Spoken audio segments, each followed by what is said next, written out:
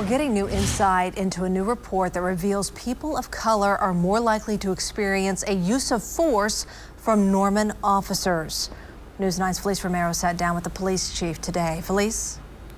The police chief tells me he knows there's a disparity and now it's time to turn things around.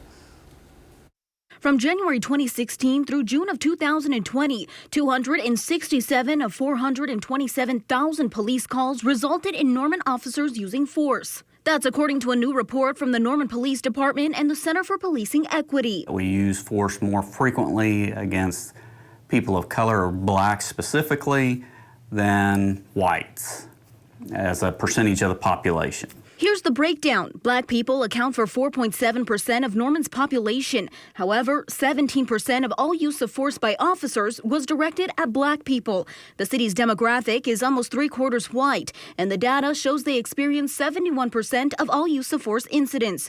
4.1% of use of force incidents involve Native Americans and 3.4% involve Latinos. Is it something with the officers' perceptions of different groups of people and how agitated they are? Could it be that people of color are scared to call us because they worry about what may happen when we show up on the scene? The Center for Policing Equity saying in a statement, identifying racial biases is the first step in creating an equitable, fair, and just public safety system. The disparities fall into 3 areas. Called to a suspicious person was more disparate toward whites. So that left us with fight calls and disturbance calls for disparity against people of color. Norman PD is working with researchers at the University of Oklahoma to address the disparities.